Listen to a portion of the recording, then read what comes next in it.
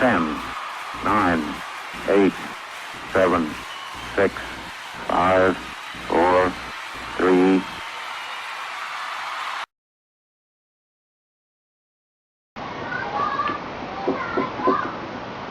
Come in.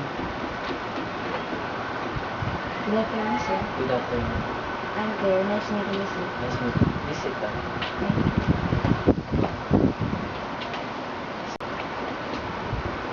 Can I get your resume?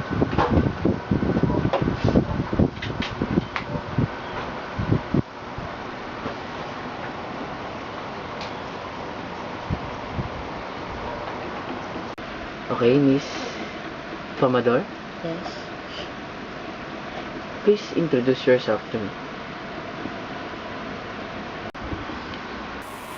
I am Maria Claire Judith Escomador, 22 years of age, graduate of Bachelor of Science in Psychology.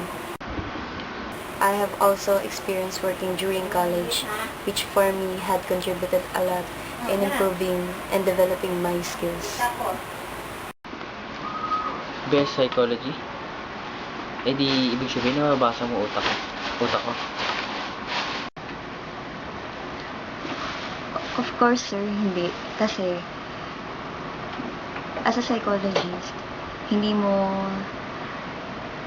literally mababasa kung ano yung nasa utak ng isang tao. Ang pinag-aaralan ng isang psychologist ay yung behavior and kung paano yung nakaka-apekto sa pamumuhay ng isang tao.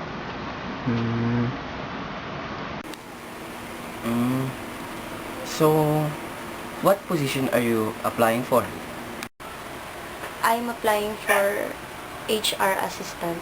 Aside from being responsible, I am flexible and competent enough to do my duty. I am also willing to extend my time if needed and even my knowledge to learn more things. What motivates you? What motivates me most is my family, of course, because they are the one who supports me financially, spiritually, and morally. What do you consider your greatest strength is? My greatest strength is my determination in achieving all my goals in life. Ano namang mga contribute mo in this company? I know that this company can help me to improve my skills. And sa tingin ko po, sir, na